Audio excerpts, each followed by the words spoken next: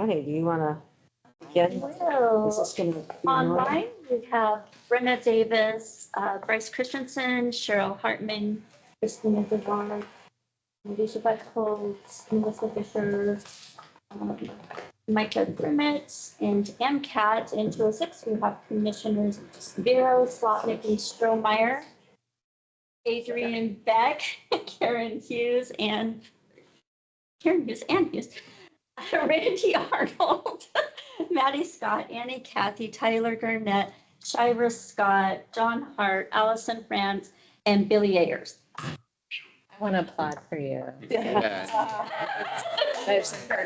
Our screen? Oh, I bet you they didn't hear any. I think they That's did, okay. it's just that the TV flipped off.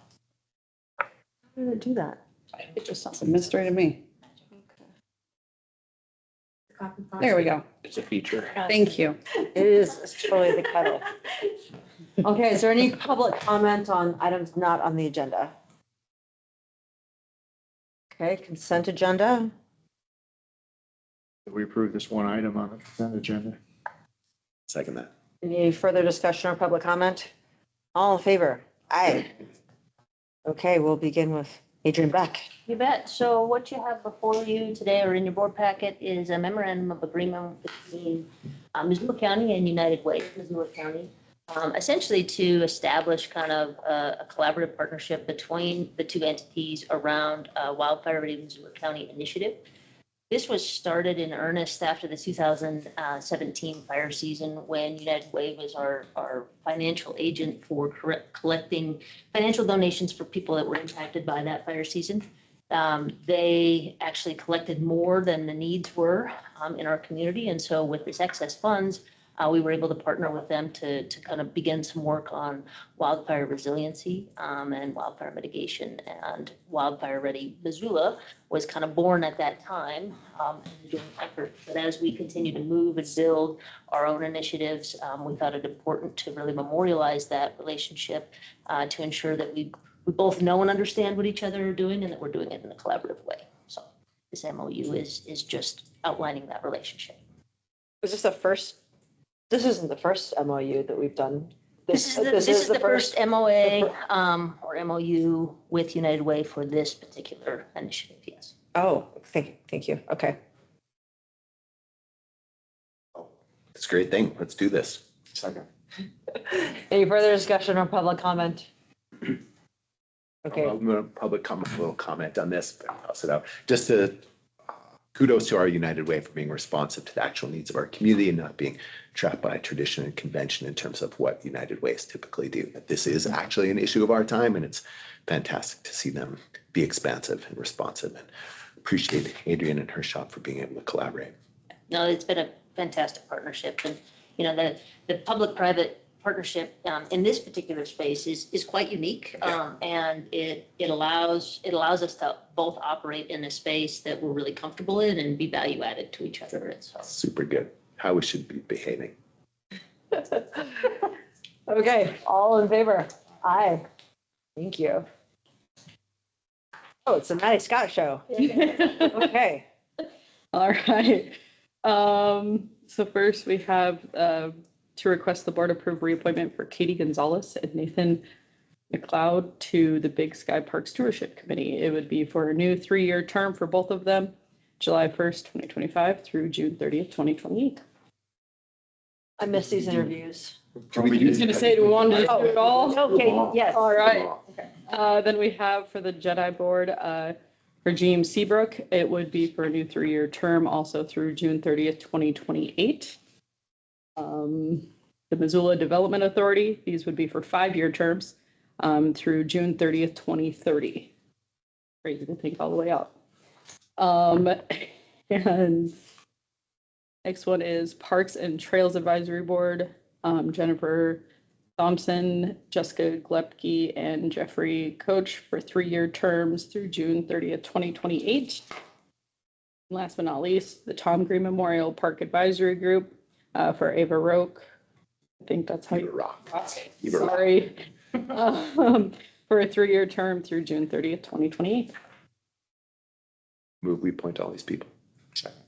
Okay, any further discussion or public comment? All in favor? Aye. Doesn't seem to have any correspondence discussion items. Okay, budget. Treasurer, Hey. Thank you. Qualtrics and Volt dial. Yeah. Roll. Sounds modern, almost very. I learned yesterday that I was, or I guess 2 days ago, time flies by, that I should have handouts. So I killed some trees. But, and then. Get you in action, handing out handouts. So this looks like it should be read in a promo voice. I probably should. Actually. The Qualtrics conveniently, so Qualtrics is a replacement system for what we had previously used for the online title by email is what we called the program. We stopped running that program a few years ago, and because we stopped running it, the money was taken out of our budget. We are looking at maybe re-implementing that, but this is what I would consider, if not the lowest priority request you will face. It is certainly very low. I don't think we're at a place where we could really implement it effectively in the next year. And so this is more to get it on your radar than to actually have you make a yes decision on this. In fact, I would even withdraw it if that was a thing. Oh, that's good to know What about. I'm doing, so I'm just going to say don't approve it. Yeah, later. What does it do? Hypothetically, if Qualtrics? yes. Qualtrics has a lot more capabilities than what we previously used, which is the AccessGov platform. And AccessGov was trying to build it out for us to use, but they could never quite get to a place where it was going to actually make it more efficient for our office to use it. Qualtrics has, like I said, a lot more capabilities where it could potentially be more efficient, but just our experience in doing that during COVID, it really sort of upset our normal processes.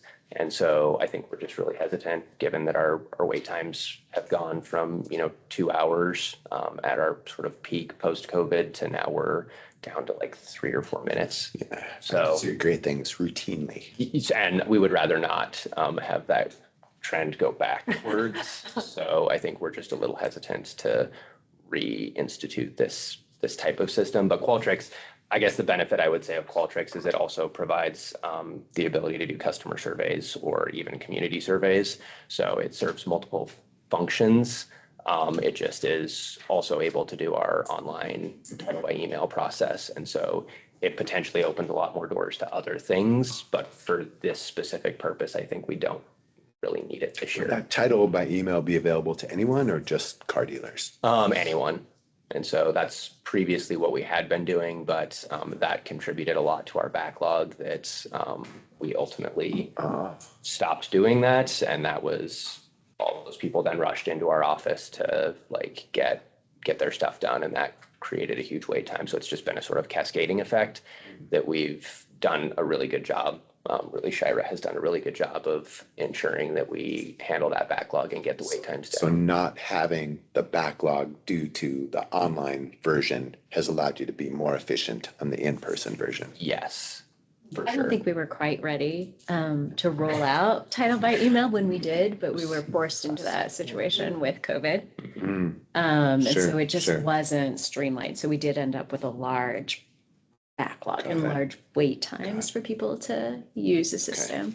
But I'll be curious what happens in the next few years with legislation and with the new motor vehicle software as well, to facilitate electronic titles and like what that process will look like that could streamline all of this and make it much more feasible for us to reintroduce And I guess this service. that's another element of that is theoretically the new motor vehicle software was supposed to allow for online title and registration.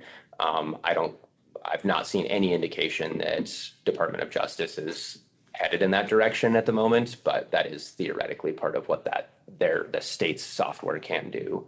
So it may be that this is also not necessary because the existing platform can do it Oh, that's and we don't have to pay for it, which that would be great. That'd be the best solution.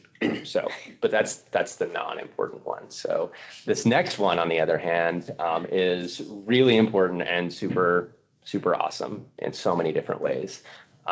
We had an incident with cash mishandling in our office that led us to have the auditor's office come in and do a process audit essentially for our cash handling. There were a number of recommendations made during that audit process that quite frankly are just not attainable because of limitations on what's available to us. This is something that would combine, so this is what's called a cash recycling machine. And it is the closest thing to magic I know. You can put your bills and your change into this and it will automatically count it. It checks for fraudulent bills and then it spits out a receipt and it does it very quickly. So basically our clerks wouldn't have to count their cash anymore at the end of the day. They would just go put their cash into this machine. We have to count it by hand right now? Oh, yeah. Remember? Take it. Balancing took 20 to 30 minutes It's minimum. not run through a machine to like Oh, double no. check all, oh, Count and putting ones, fives, tens, 20, yeah. It's embarrassing. And then your checks, every check. wow. Would it be portable enough to be used during an event? Like a fairgrounds event? They're pretty big. I think They this are. I don't one says it weighs 800. Yes. They do have, I mean, they do sell other, like drop boxes essentially that work similarly, that are, lighter weight. That's the Tidal R40 50. Right. So It comes on big wheels. that is true. We The don't other. really want this moving though. We No, I prefer was like, I this think to for stay. security, part of that audit process was the security of our cash, so that might not work very well moving it. The other part of it that's really wonderful is it also then at the end or at the beginning of the day will spit out the cash for your till, so we no longer have to lock up all of the tills because the cash will be locked up. And so this would be an easier way for our clerks to start the day and end the day. We anticipate it would save probably 15 minutes at both ends of the day for each clerk, which ultimately, when you add that up, ends up being about 5 hours a day of staff time, which is a half-time FTE. The other benefit of this is that there's a lock on the back. Grizzly Security, who comes to take our deposits, can access this and just pull the cash directly out if that's the process that we choose to go with, which gives us that security, the control that was lacking with a lot of the other options that the auditor's office presented. So this meets one of those things. The other one that I wish Alex Beal were here, Judge Beal, I think it was his, but anyhow, they had one where a lot of times other departments, for instance, will rely on us to count cash as their second count. This gives us the ability to have them come in and basically deposit that in the machine and give them a receipt right then and there. They had an instance where somebody came in to pay a court fine in, I think it was Nichols. It was a bucket of Oh, nickels. Insert test. Yeah. Yes. And so Jesse spent, I think, 6 hours counting nickels. And then it came to our office and we had to recount the nickels. When I worked in Judge Oldham, we had somebody paying pennies. So this will take coins. So this will take coins and it will allow them, most importantly, it will allow them to take the individual to our office and then we can put the coins into the machine directly in front of them. And it will spit out the receipt saying this is how much you have. The other benefit of that is hopefully it discourages people from actually doing that because it takes a lot of efforts to actually go out and get that amount of money in coins. And so seeing that it's super easy for us to be able to just count that and give a receipt would maybe discourage that behavior. At the moment, I think the courts have a standing order that they will no longer accept change above a certain amount. And so part of that order is if we get this machine, then they would start accepting it again, which is probably a good thing for the courts to accept cash, even if it is in really tiny. What's the C2000 or is that your, That is, I believe, what we're actually looking to get is the, oh, not the 40R4000? we're looking for the R4000 and the C200, and it's the difference between the cash, the bills versus the change. So the C2000 is for the change and the Oh, okay. 1000. Wow, it is heavy. It's not- 1,800 pounds. It's not light. Yeah, they're quite large. Yeah. Okay. But it would also replace, Yes, right. You want it to be hard to push out of the Yeah, office yeah. first. it would replace one of our a giant safe that we had. It is a massive, massive safe in our office that also is like, I don't consider it the safest safe because it's got hinges on it that you could probably just take off the hinges and, but again, I don't anticipate somebody coming into our office and actively getting the hinges off of that, but it's definitely a more secure system and also substantial convenience. The cost of it, there's a one-time cost of $48,500, which could be intercap loans if that was the choice that you. Say that again, the cost. The cost is $48,500. That could be because it's a capital improvement. We could do an intercap loan on that and pay it back over time. There's an ongoing cost of $1,250 for the software per year. And then there's a parts warranty that's $2,300. You get the first year free. And then $2,300 a year after that. So there would be, in the 2 years from now, there would be an ongoing cost of $3,550. What's the debt service if we did an intercap loan? I think they do them over 5 years, and I don't think it'd be substantial. Whatever that'd be, $10,000 a year plus interest, whatever the interest rate is. So, and like I said, the first year is covered in terms of the service. Way to go. Yeah, and so I think it'd be an easy thing to do that. It would save us, because of that halftime FTE, it would save us around $30,000 a year just on our staff time. And that doesn't include the fact that other departments within the county can also they typically would bring their change prior to workday to us to do a double count of the cash and checks and stuff. This would allow them to come in and just put this in the machine and get a receipt right away. So it would provide that level of security for them as well. What was the 2,300? 2,300 is the parts warranty per year. Parts warranty, But that okay. wouldn't start until the second year of having it. Is there do they operate regionally? So if something breaks, somebody. They have a service person in Butte. Great. So Thanks. I'm holding all of my view comments right now. So you don't want Maddie getting mad. Oh, no, they're all positive. Just taking out the human error. Yeah, It's huge. 5 hours a day. It's a big. it's a big time saver for our office. So that's all I have. For that. Great. Unless Thanks. have any Thank you. questions. Yeah, thank you. It's cool. Thank you. Thank you. Next. Yeah. Okay. So first thing we're going to talk about is the need for a halftime employee as a communications tech. So as a bit of a refresher here, we've been updating our public safety radio network for about the last 3 years.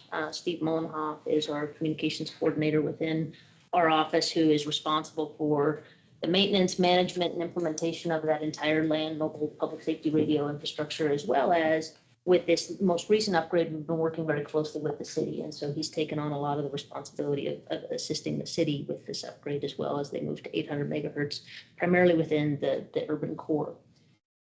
As we've known for many years, the seasonality of that job, just being able to go up to the mountaintops and do the actual work, is kind of ebbs and flows. But with this new system, we're seeing just kind of a constant pressure to keep up on things as we've moved from a traditional kind of analog to more of a digital to now 800 megahertz. It's much more of an IT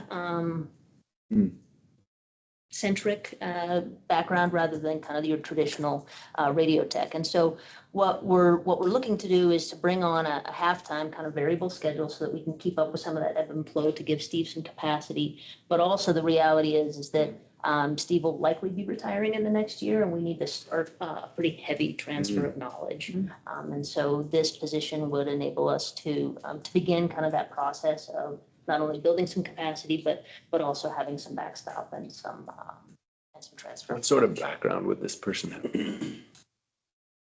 It's we're looking for a magician.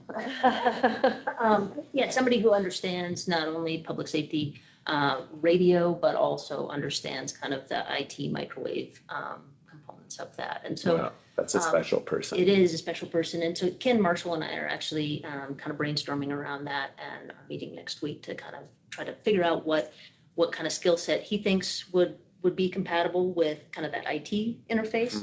And then we when we started this process of updating our radio system, we hired Mission Centered Solutions to help us do an assessment of our public safety radio network. And I'll be reaching out to them to just kind of see from an industry standpoint, you know, kind of what skill sets, what sectors are they seeing success being recruited from. Military has historically been a pretty sure, good sure. training ground for that. Get someone to do that for half-time. That would be the goal. You know, there are Purple unicorn. Yeah. there are individuals out there who have full-time jobs that have some of this skill set that we're looking at kind of a variable schedule really to help with some of the seasonality of this. And Do folks we go may to school for fail this, or is it in the like halftime position. military? Military is where people get this training, or are there? There is professional schooling for this as well. Huh. And professional training, yeah. Where does this exist? Yeah. Oh. Yeah. I don't know. Nowhere in the state. Okay. So, but there are individuals, you know, certainly there's folks within our land management agencies that handle some of their radio If someone infrastructure. had the right IT piece of it, could they be trained on the other piece if they overlapped with I the think it current would almost fellow? be the inverse.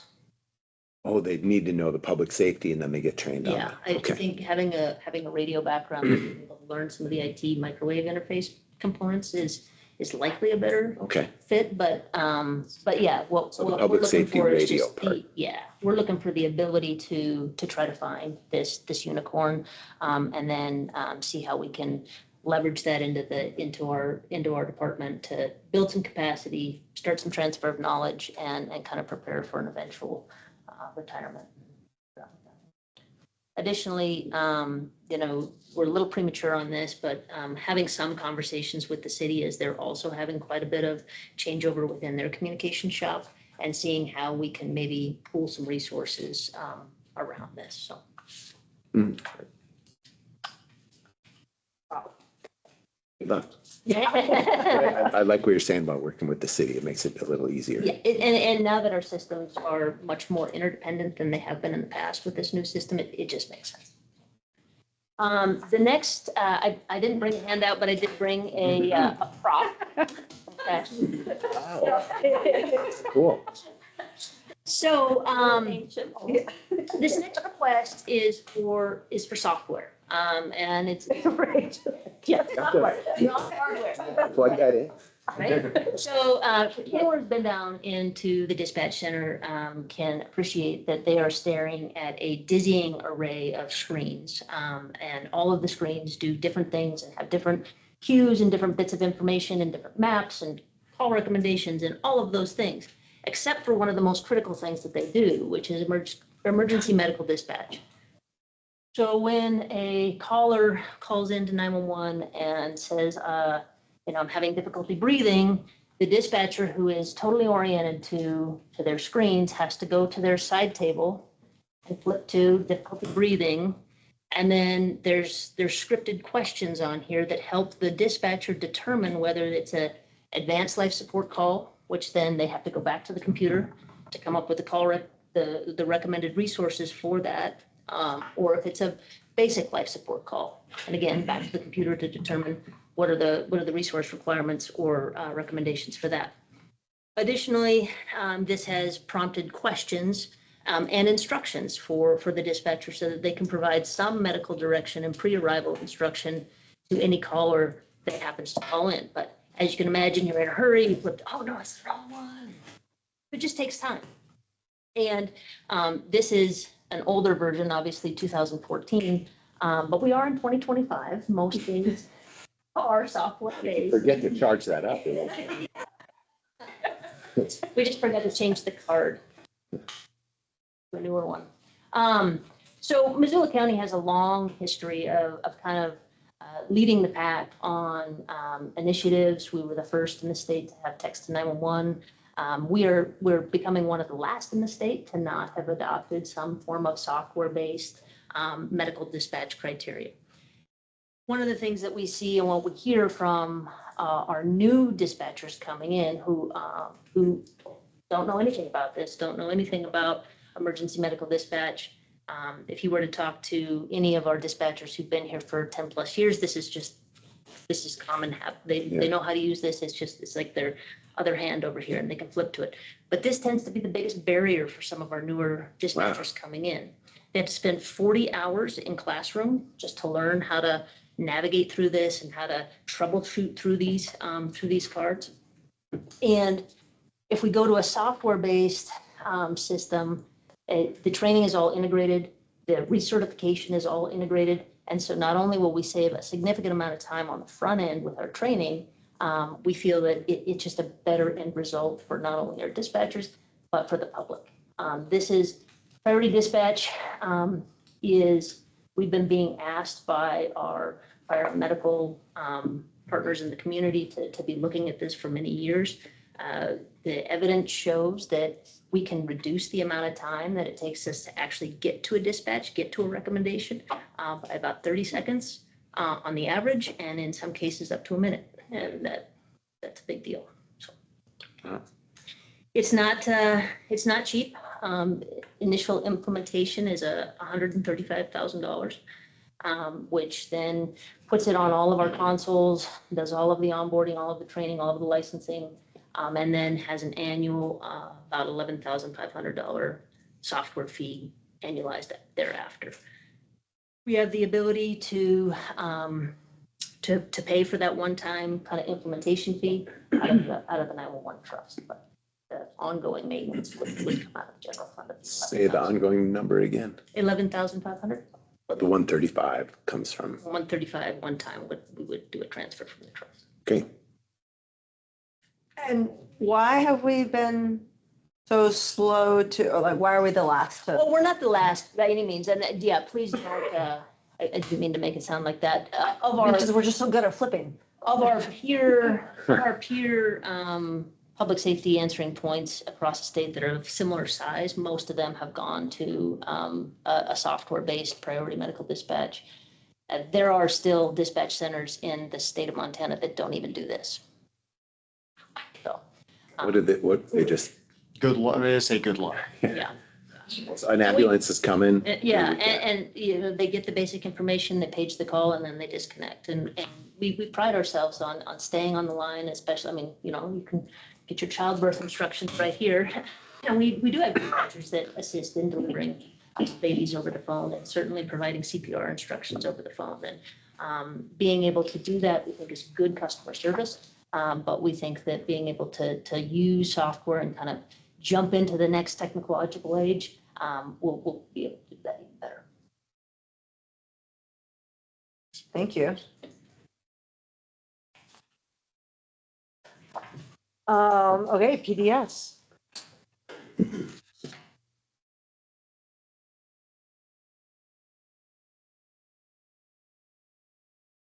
Okay, so we have three, but actually only two.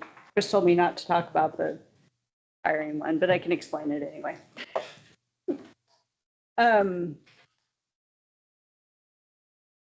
So the two I want to focus on are the climate action requests. As you know, we have big goals in climate action, especially we're seeking to avoid the unmanageable. So our 100% clean electricity and our carbon neutrality work is trying to reduce the impacts that are causing climate change, and then manage the unavoidable, which is the adaptation work that we do.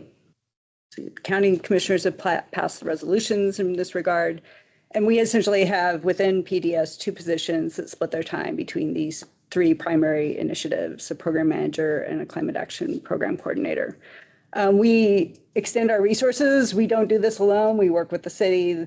We work with Climate Smart Missoula. We work with a number of departments, including Ecology and Extension, where the Home Upgrade Hub is housed, facilities, which do a lot of work on our buildings, Finance Department, trying to figure out ways to finance this work, Public Works, Office of Emergency Management, Public Health, whole pile of folks working towards these goals. But still, they require, to some extent, kind of that planning, catalyzing, help with finding peer communities and work that's being done elsewhere and developing and managing projects.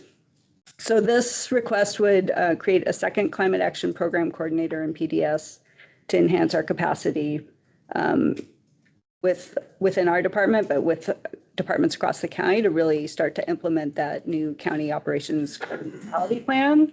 It targets reduction in carbon emissions across our fleet, our buildings, employee commute, and then also it'll probably end up relying on offsets, but then also development of that culture of sustainability and the systems that help support that work and fund that work.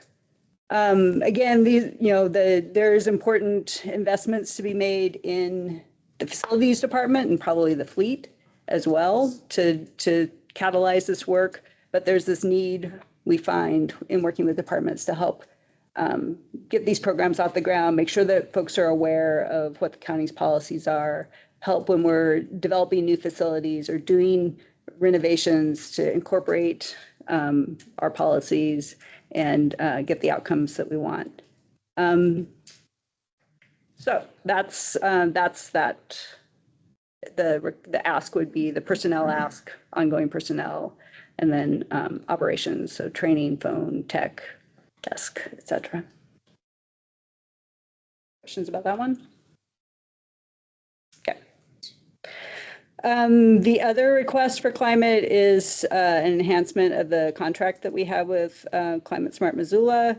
We started with $30,000 a year. It's at $35,000 a year.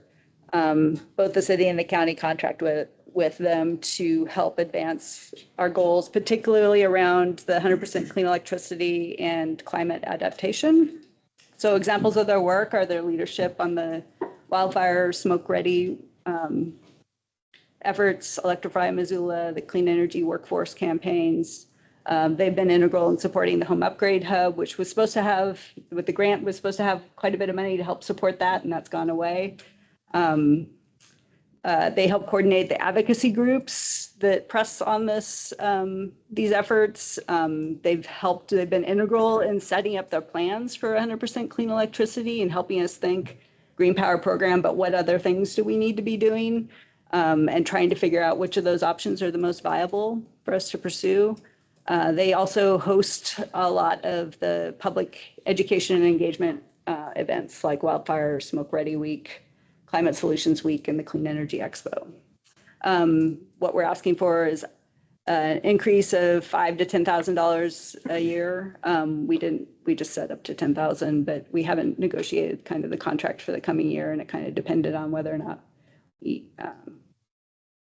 were successful and the extent to which we're successful at this ask. Sorry, you said this, but I forgot. The current contract amount is what? $35,000. Okay. And then the last request was just, it was really an HR issue.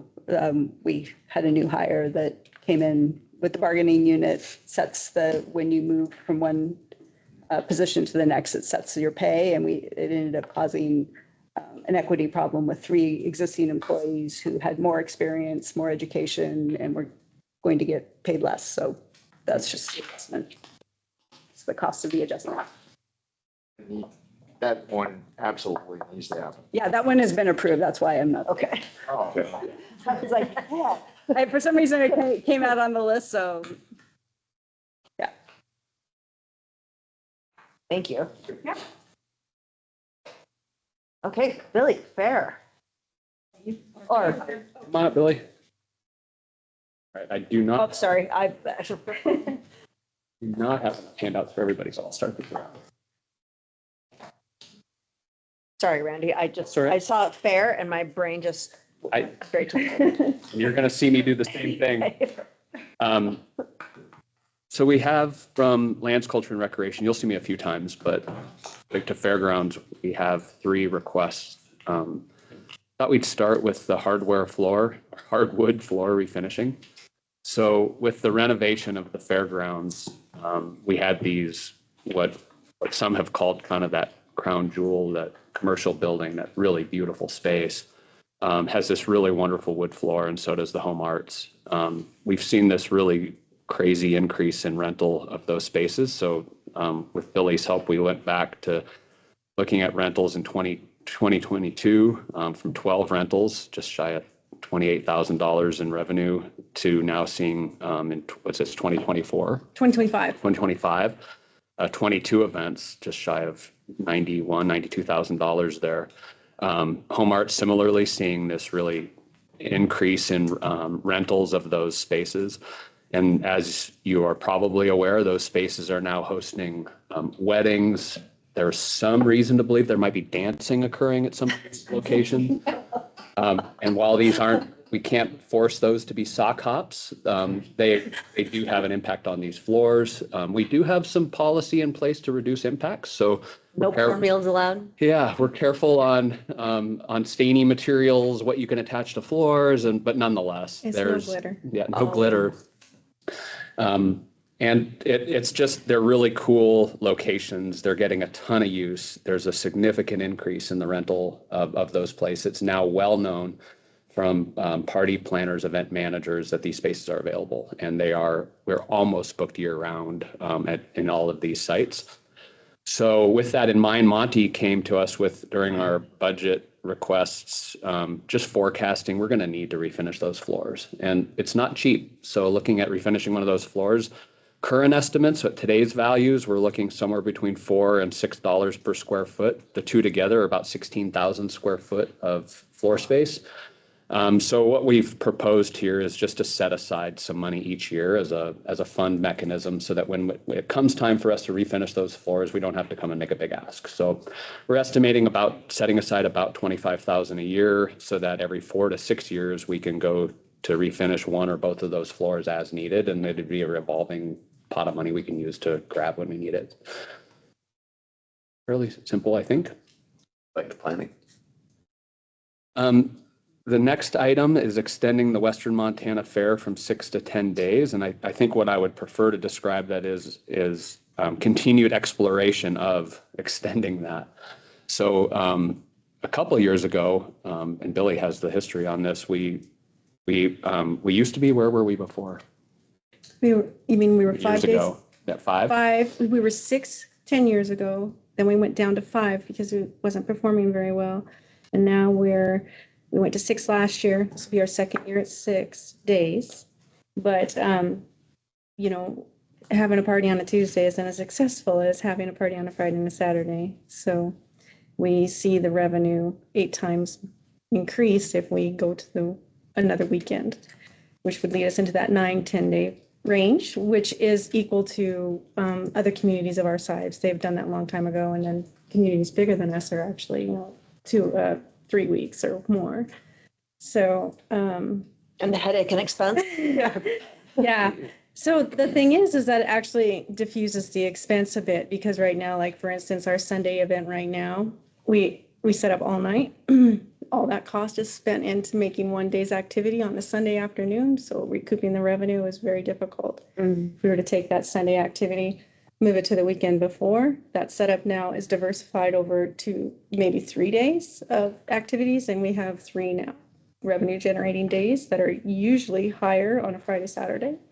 So we feel like we could come out in the green by extending to 10 days. It would not affect 4-H or any of the exhibiting we have right now. That would all stay in place. Married with the fact that there's already an existing motorsports homegrown in Missoula that we could easily move to that weekend ahead, diffuse those costs by having more revenue, more revenue generating days.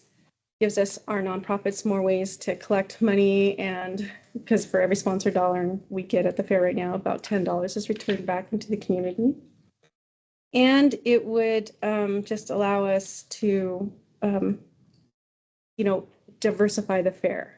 It'd bring a whole new audience. When that's the piece about the fairgrounds that I think people often overlook. It is the last space where we are bringing together people of different backgrounds and introducing them to reconnect and become fabric of the community and to celebrate together. So it would bring and strengthen a whole new audience.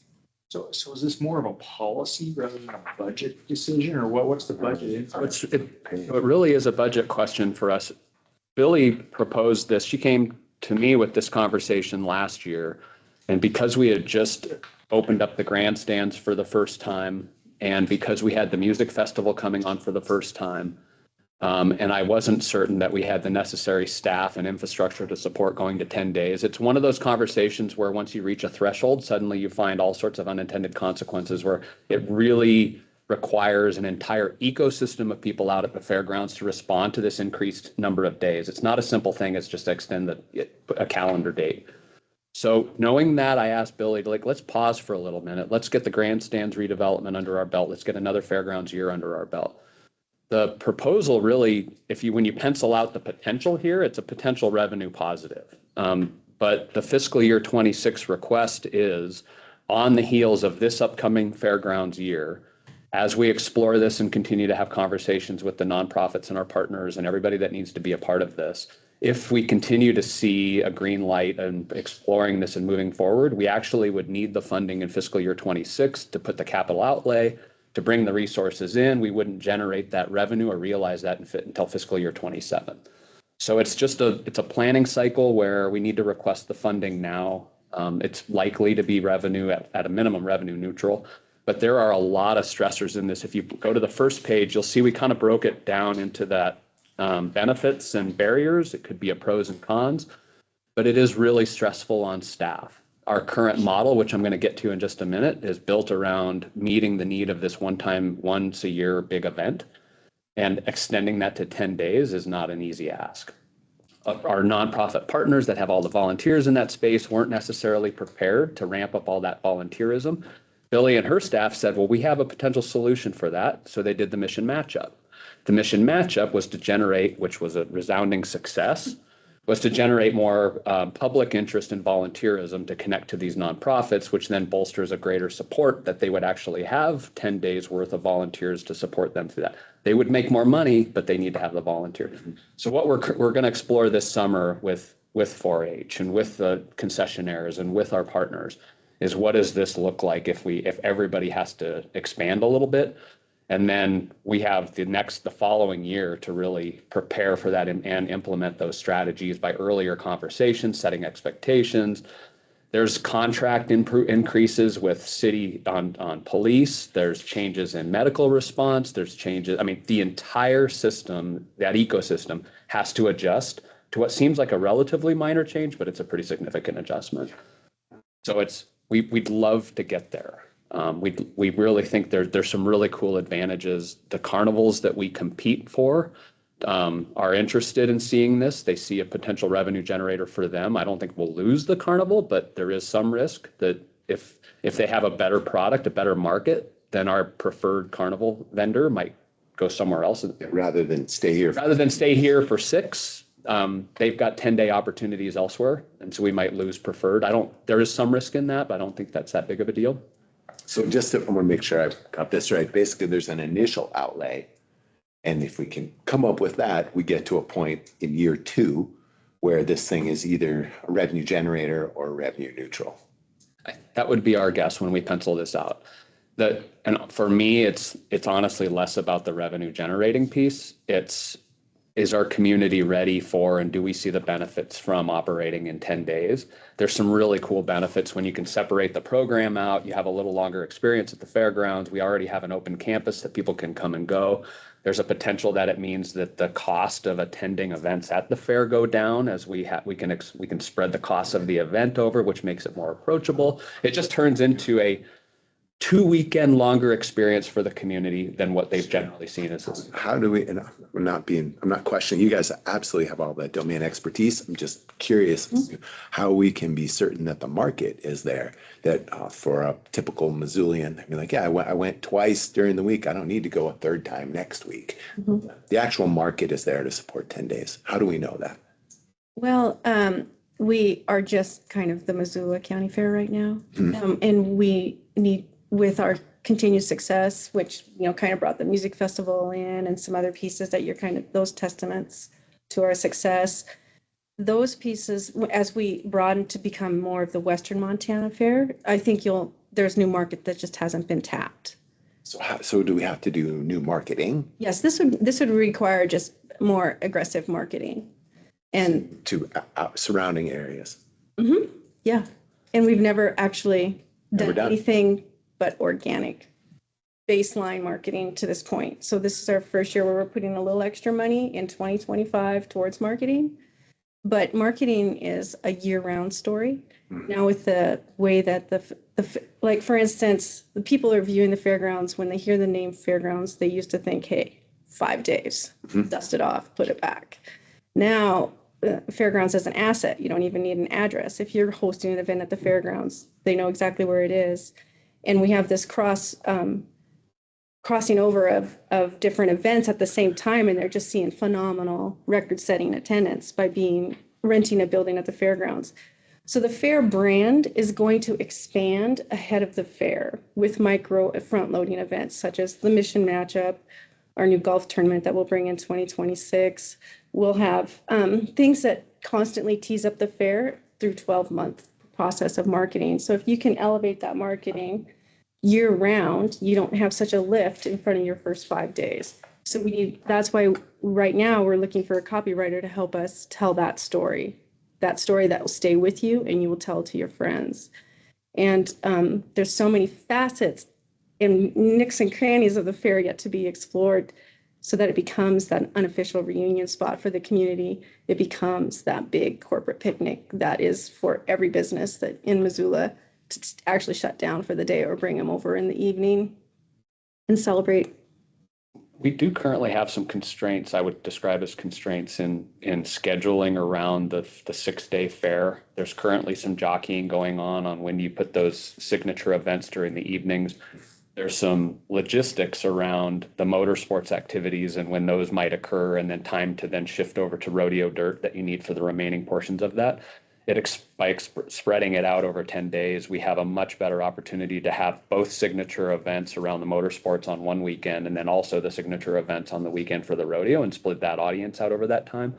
And then with a longer period of time, we've talked about these other communities use their annual fair as these signature locations for ancillary or secondary events that occur during the fair, corporate retreats and opportunities for annual picnics. Like, we currently don't have a long enough week of programming to fit all that stuff in. We've never explored those markets at all. So again, the analysis preliminarily would require an additional influx of commitment and capital and outlay and staffing, which is represented in that.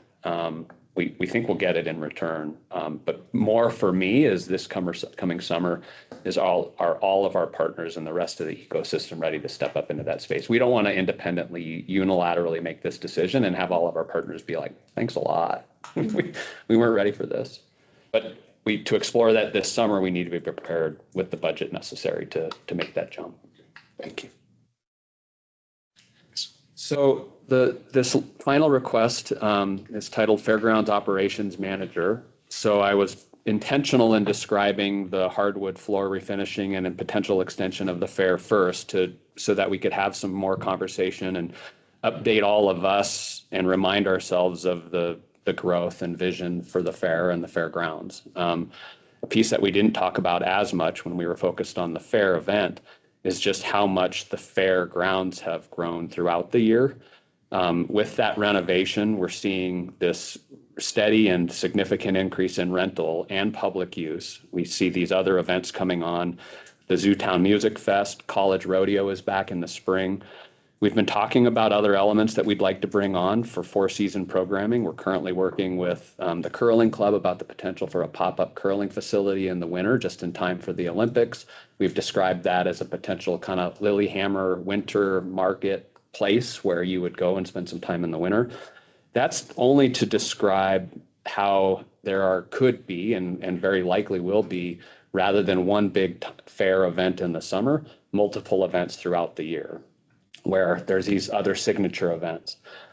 The other part that we're seeing is we're going to continue in fiscal year 26 exploring the development of the livestock facility, which is something that was committed to previously where we weren't able to get there.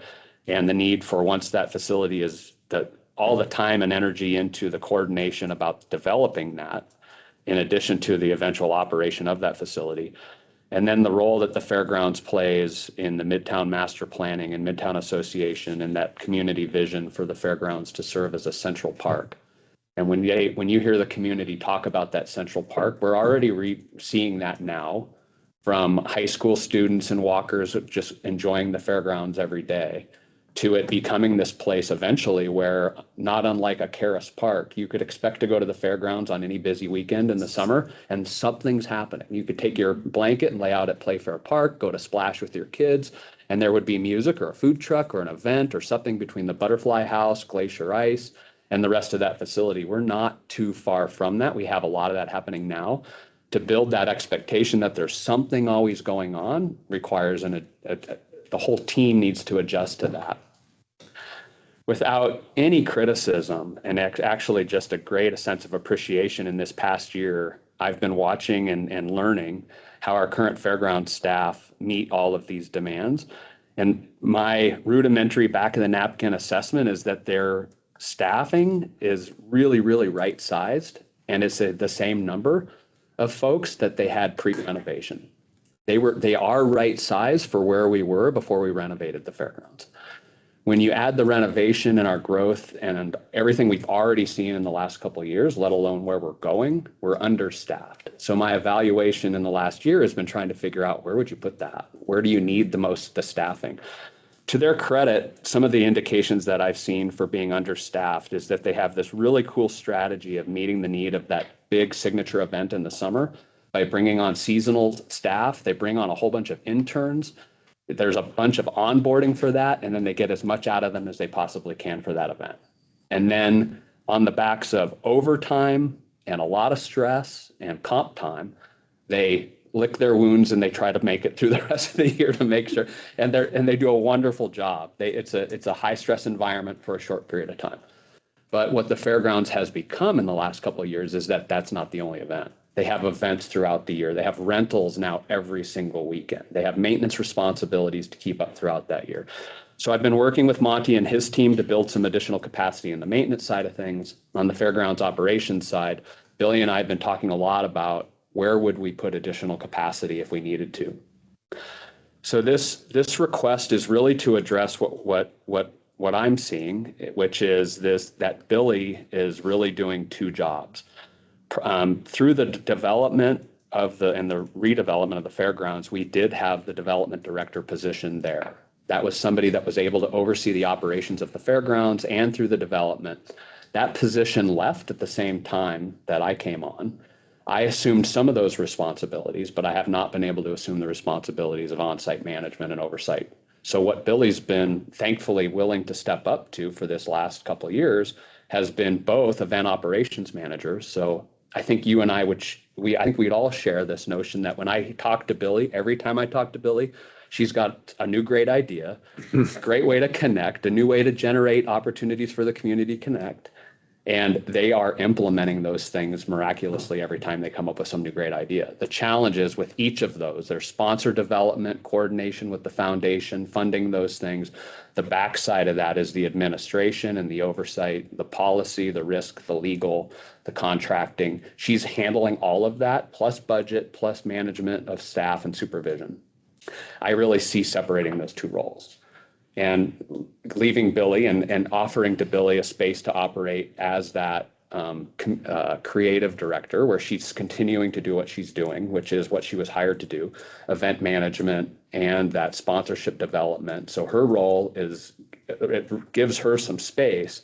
And then we have a dedicated operations manager who is looking at all of those, what I would call back of the house management, the budget, policy, contracts, and coordination with legal and risk, coordinated supervision of staff over maintenance and the operations of the site, the partner coordination with Glacier Ice, Ecology Extension, Midtown, City Parks and Rec, being there as picking up that development role as we look at this future livestock facility and the needs for all of that management of that process, and supporting the Fairgrounds Foundation, which is right now kind of on ice. They've been continuing to support it, but they're ready to re-engage. But we need capacity to help the Fairgrounds Foundation understand how they help all this. So there's this, what I see is this big load. There's a really big administrative load need here, and Billy's been doing both jobs. And so that's where I've put my eggs in that basket, that's going to give us a greater capacity to meet all these future needs. So how do these two things fit together as a budget request? The year one prep so we could move from 6 to 10, and this added person who's needed right now because Billy can't be two people. They're kind of separate, I would actually say. Just Yeah. totally separate. Yeah, I would, because we're yeah. exploring the space of the 10-day. We're just. Okay, I just wanted to be Want a clear. priority, or, yeah, what, So, and I wanted to be clear on what the actual dollar request was for the 6 to 10. the 380 or the 390? Potential earnings, what's the dollar request? So the dollar request I'm is sorry if that's dumb. for the 10-day. Yeah, Yeah, that's the 383,000 and addition to personnel of 6,400. that's, and I'm going year 1, year 2 is like the year 1, we're gonna lay the groundwork. Year 2, we actually have 10 days. Is that correct? So the year 1, we'd need an additional 383 Mhm. to get to year 2. Just because of where the fair. The fiscal year lines right Yeah. before the August event. And then would year 2 pay for most of year 1? Is that what this is saying? I think ongoing, we would see that it'd be revenue positive. But initially, we'd have to come up with 383 without getting, let's say, reimbursed, without seeing that covered through revenue. It's just an initial outlay of 383. And Micah has her hand up too, just FYI. She might have a word on this. I bet she does. Micah? Oh, the pressure. I changed my mind halfway through and I was like, well, I'll just let FAIR cover it. In the budget request, FAIR did have projected revenues for the additional days of 455,000 total, and that was mixed with miscellaneous revenue, beer, events, etc. So yes, the 383 would be required initially, but with the additional 455,000 was their anticipated revenue. But we would not see that revenue That's what I was FY trying I was 27. trying to get it. Would one cover would the revenue cover the cost and we're all good? So the Are we, I would say a gamble, but we're stacking the odds here towards success by doing all these things. And our expectation is revenue covers cost. Is that correct? I think you can describe it that way. This is my rudimentary and poor budget skills would describe it that we see this every year. Every year we're committing part of our revenue budget. We have a revenue, we have money in our fairgrounds budget that goes out to a 6-day fair. And every year we get that back. I see. And we are working towards having a more revenue pot or a more secure budget with more, I mean, every year we're making progress towards having Events. our security in our budget so that if we have a really bad fair, we're not suddenly in the hole. And we're also meeting debt service every year. So we have a robust budget package that meets all those needs. No, I think This is an additional, it is an additional capital outlay. So is And an additional revenue. it's safe to say in our FY 26 budget, we will see an expense line, no revenue line that would counterbalance this. In FY 27, there will be this expense plus the anticipated additional 455 in revenue that would balance out. That's how I. Kind of like a It's just one. an expense in FY 26. Yeah, so again, it's just such a big number. I wonder how we, It's actually, if I may. Yeah. I'm genuine blonde, so, but we try not to pay any of the bills till the fiscal year actually happens, so we can see a clean. right? So the majority of this expense is literally law enforcement and security and a personnel to do this. So we do realize the money in the same year, but we would need the authority that says this is an ongoing request. So like in end of year fiscal 26, am I ever going to ask you for this 383? Mm-mm.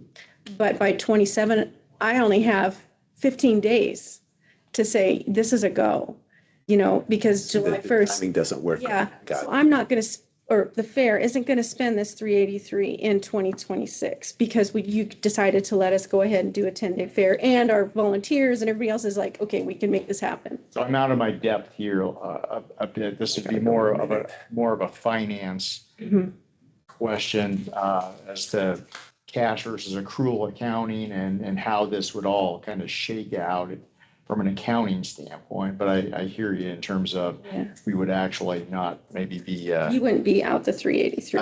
I was trying to get at the same thing, and I appreciate what you just said last, Randy. That kind of put it in perspective where now my little bit of understanding is this is the same as we've done before. We're just turning the dial up.